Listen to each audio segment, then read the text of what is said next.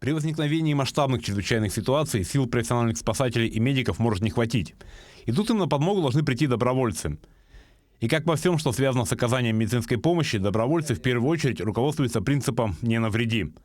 Только подготовленный и обученный доброволец сможет оказать помощь и не быть обузой для профессионалов. С таким настроем вот уже второй год в Якутске проходят тренинги, которые организовывает Якутское региональное отделение Российского Красного Креста. Мы в этом году, в отличие от прошлого года, немножко расширили масштаб нашего тренинга. Если в прошлом году у нас были участники только из Якутска, то в этом году у нас есть участники из районов, из Татинского, из Нюрнбергского, Мельнинского районов.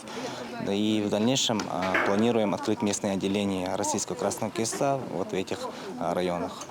Слушатели тренингов проходят занятия по оказанию первой медицинской и психологической помощи, обустройство лагеря, работы по взаимодействию с аварийно-спасательными службами.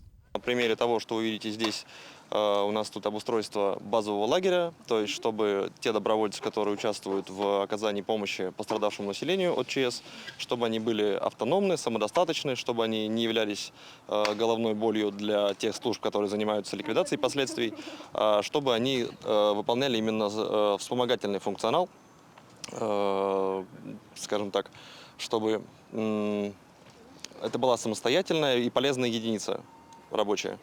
Среди добровольцев программы Красного Креста немало тех, кто уже имеет теоретические и практические знания. Студентка Инна Винокурова из Нерюнгри состоит во Всероссийском студенческом корпусе спасателей. Прошла серьезный курс подготовки, но и она на тренингах почерпнула для себя много нового и полезного. Поскольку здесь преподаватели, здесь как же международный уровень у нашего преподавателя, и он дает настолько глубокие знания, он дает не только факультативные знания, но еще и на практике мы что-то узнаем. И поэтому здесь много я узнала и для себя, много взрослых людей, которые приехали, точно так же, которые имеют практику, точно так же, как и я. Они тоже записывают лекции.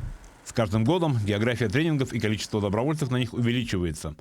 А значит, в случае возникновения чрезвычайной ситуации в республике, службам и властям будет на кого опереться во время их ликвидации и устранения последствий.